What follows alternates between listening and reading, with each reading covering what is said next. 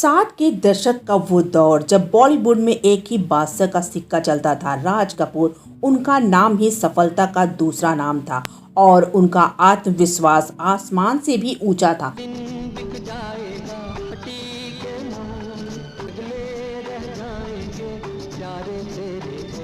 इसी रुतबे में उन्होंने एक दिन एक उभरते सितारे मनोज कुमार को ताना मारते हुए कहा, एक्टिंग और डायरेक्शन दोनों साथ या सिर्फ राज कपूर ही कर सकते हैं, तुम नहीं। ये बात थी लेकिन चुभ गई तीर की तरह।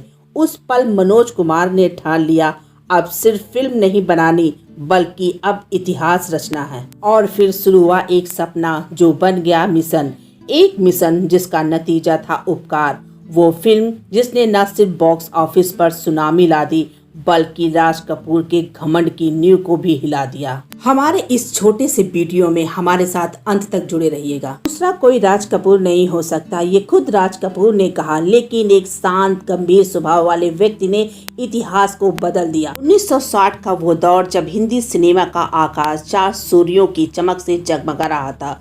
दिलीप कुमार, देवा आनंद, राजकुमार और शोमैन राज कपूर जिनकी आंखों पे सपनों का पूरा ब्रह्मांड बसता था। एक्टर, डायरेक्टर, प्रोड्यूसर और शायद सबसे बड़े कहानीकार। इस समय एक और नाम अपनी जगह बना रहा था, वो थे मनोज कुमार, यानी आप सभी के भारत कुमार, जो बड़े शांत संजीदा लेकिन दिल में गहरी आग लिए हुए।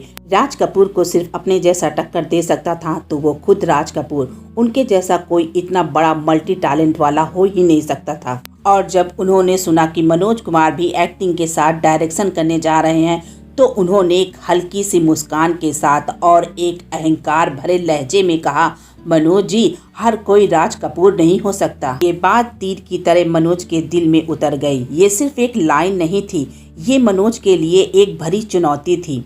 तभी उसी समय मनोज की मुलाकात एक ऐसे शख्स से हुई। साल था 1965 का, भारत पाकिस्तान युद्ध के बाद का समय।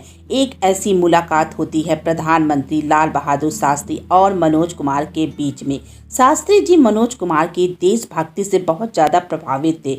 उन्होंने कहा, मनोज जी, आप जय जवान जय किसान पर एक फिल्म क्यों नहीं बनाते? ये वाक्य मनोज कुमार के लिए सिर्फ एक सुझाव नहीं था, ये एक मिशन बन गया। दिन रात मेहनत, कागज पर शब्द की भावनाओं के किरदार और इन्हीं किरदारों में उपकार फिल्म की कहानी जन्म लेती है। किसानों के पसीने की महक, जवान के खून की कीमत और देश के प्रति प्यार, सब कुछ इस कहानी में पिरोया गया। लीड रोल में खुद मनोज कुमार, साथ में उनके थी आशा पारेख, प्रेम चोपड़ा और दिग्गज प्राण। लेकिन सबसे बड़ा काम था डायरेक्शन भी खुद करना। राज कपूर को जब इस बात का पता चला तो उन्होंने ऐसा ताना मारा मनोज कुमार जी को और मनोज से कहा था कि एक्टिंग कर लो या फिर डायरेक्शन कर लो, हर कोई राज कपूर जैसा नहीं हो सकता। मनोज कुमार ने बस मुस्कुराकर जवाब दिया, देखते हैं राज साहब जी।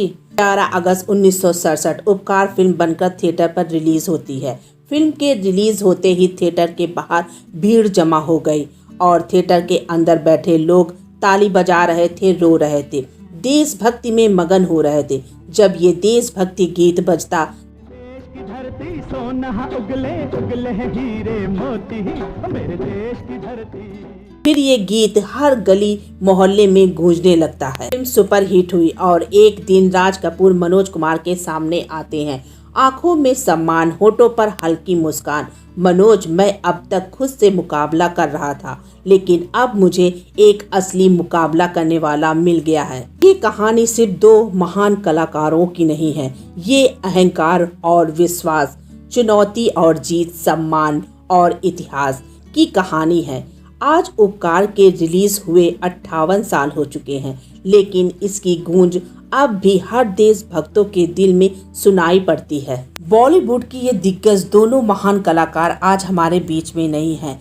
हम अपनी तरफ से और अपने चैनल की तरफ से इन्हें सशक्त नमन करते हैं। राज कपूर और मनोज कुमार की ये छोटी सी नोकझोंक अगर आपको पसंद आई हो तो मेरे वीडियो को लाइक और मेरे चैनल को सब्सक्राइब करना ना भूलिएगा और कमेंट कर ये बताइएगा कि आप सभी का इन दोनों में से कौन सा फेवरेट कलाकार है। आपके लिए फिर ऐसी ही दिलचस्प कहानी लेकर आएंगे। तब तक के लिए जय हिंद, जय भारत।